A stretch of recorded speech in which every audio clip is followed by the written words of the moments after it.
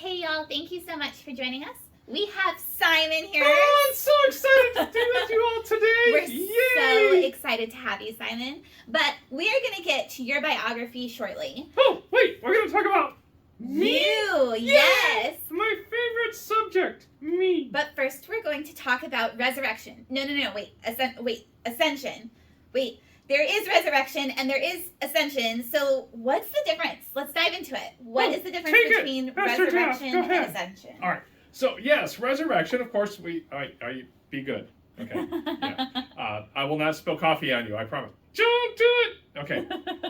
So, resurrection, yeah, that's what we celebrate on Easter. Jesus coming back to life, coming out of the tomb, coming out of the grave. Jesus coming back to life. And then ascension, and we say it's 40 days after the resurrection, 40 days after. Now, 40 days in the Bible is really symbolic. Okay. Remember how it rained for 40 days, 40 nights? Yes. Jesus was in the wilderness for 40 days and 40 nights. The Detroit Tigers are going for 40 days without a win. No, not quite, but it seems that way. That's okay. So think of it as symbolically like how we would say a month, because a month could be 28 days, 31 days. Okay. So 40 days is just kind of that period. Okay. What did he do during that time? It was great. So what he was doing was revealing himself to people. He was going and showing himself and saying, "Hey, I'm here, I'm resurrected," showing himself to the disciples. Now, I think that more interesting than just that he was showing himself and saying, "I'm resurrected, here, look," like when he comes to Thomas and says, "Go ahead and touch." Yes. Was who he was doing that to. Who was he doing that to? Well, I mean, the disciples, some of the lonely. I mean, Mary Magdalene is one of the first one he appears to in the garden. But I was thinking, why didn't he go to the temple and stand there in the middle of the beautiful sanctuary and say, "See, I told you so, I am he"? Or, he could have gone back to Pontius Pilate and said, "Told you." Yeah. Think about the Pharisees that he had been in conflict with and animosity with, and said, "Y'all got it wrong. Here I am." So I find it intriguing that he didn't go to the powerful, the wealthy. He didn't go to the religious leaders. He didn't go to the political leaders to say, "I'm risen," and he could have shown himself and proved it. Do you think he did that because he wanted the apostles and Christian believers to go out and spread the word instead of him going and saying, "Here I am"? Does that kind of involve that having that faith and that belief? That is, that's excellent. I really do think that's what it is, and I think that Jesus is wanting between resurrection and ascension is he's going to tell them, because he some of the first words of the angels were "go and tell," or even Jesus says "go and tell," and then of course before he ascends, there's two key things that he says to them before he ascends. So when he's meeting the disciples in Galilee. He says to them, "Now go and make disciples of all people." Do what I've been doing. I've been showing myself to the least, the lost, the lowly, but everybody. Now go and do that. Go into the world.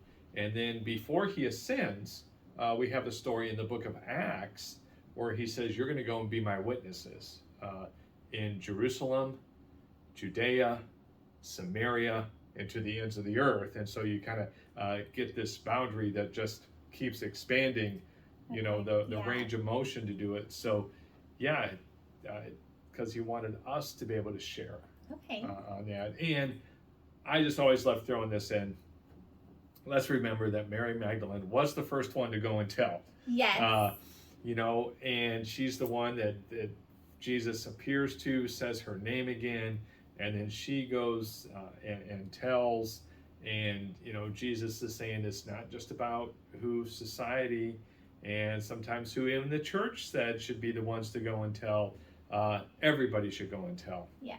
So what do we as Methodists, as Christians, what should we do during that 40 days? Because we have Ascension Day that falls on a Thursday that we always we mark that day. So what do we do in between Easter and Ascension Day?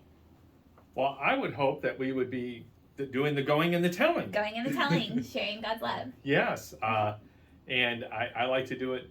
There's a prayer that we say at mealtime, my wife and I, prayer that we've used for Easter for many years, that as bless this table, Heavenly Father, and all who sit at it, and may our joy in the risen Christ show itself to all whom we meet. Nice. So I think we should be spreading the joy of the risen Christ to all whom we meet. So that joy doesn't just stop at Easter. We need to spread it, and year round. So, well, let's go ahead and dive in to Simon. Yay! Simon, we are so glad that you're able to join us today. Hey, Jill. Hey, everyone out there. How y'all doing today? Good to see you. Good to see you. Oh, I'm so excited. I get to be on TV again. I love being on TV. So tell us about yourself, Simon. Tell us how you came to Belton First United Methodist Church. Well, I came with Pastor Jeff because he always brings me. So when he got assigned here or appointed, I got to come too. But it all started in a factory somewhere in China, according to my tag, made in China. But hey, Pastor Jeff, would you kind of tell how it all started, how we came to be partners in ministry? Yes, and we are partners in ministry. But I'm really in charge. Yes, I know. At least I like to think that. Yeah. So, people think I've been doing this for a while. I've, for a long, long time, and I guess it has been. It's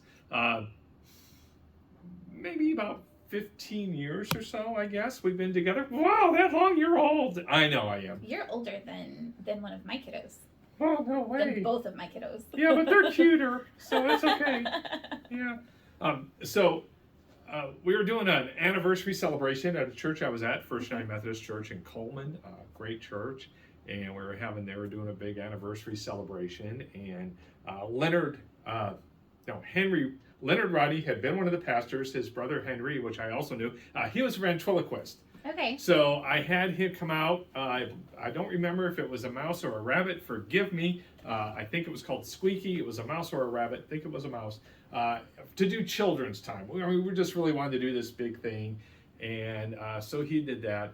And that was one of those weekends where daughters were with us. And then so taking them back that afternoon, we have this long ride in the car. And I said, I wonder if I could do something like that with a puppet.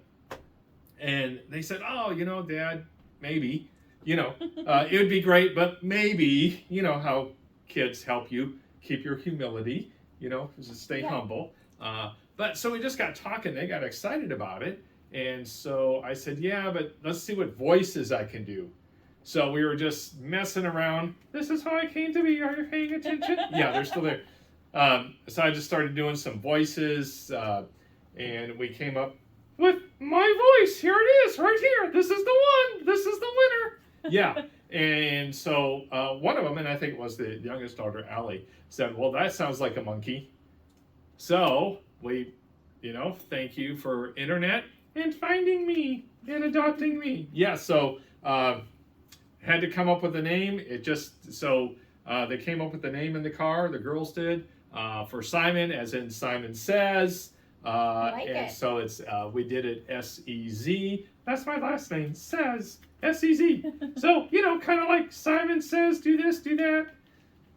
Well, Simon, you're quite a joker. How did you learn all your jokes? Oh my gosh, the internet is just full of jokes. It's great.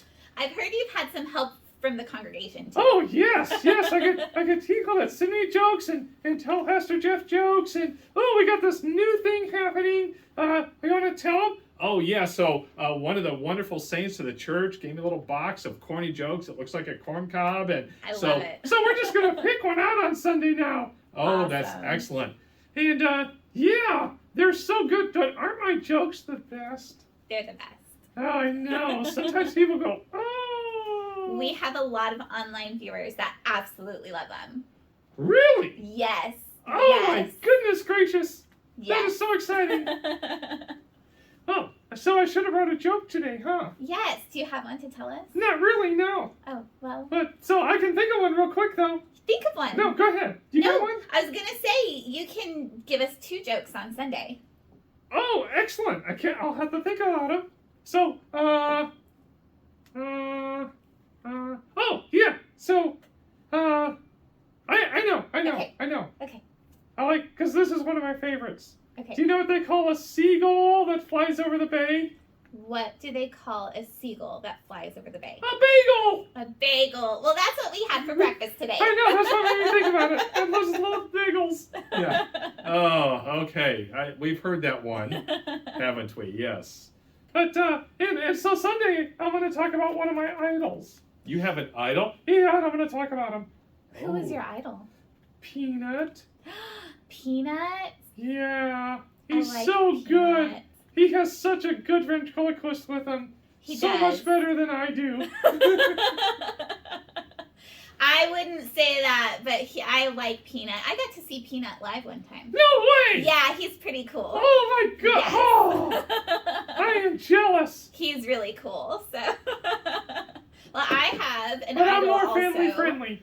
You are much more family friendly. Although my kids have a stuffed animal Peanut, and they just love him. So. Yeah. My sister Allie had a stuffed peanut too. Well, I look forward to hearing about your idol. I have an idol too. My idol was Princess Diana. Is Princess Diana. I still really look up to her and admire her. So, Wow. yes. So, we're going to learn about idols this Sunday. Yes, we start Mr. Rogers. Yes.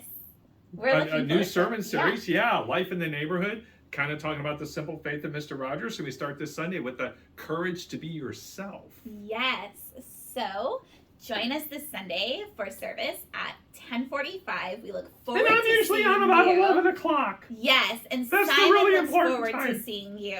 And you can send in jokes for Simon too, so that we can include them with Calm down. with our children. I'm just excited about new jokes. I think he may have had a little too much coffee this I morning. know I did. Wonderful to be with you all. Thank y'all so much. We'll see y'all next week.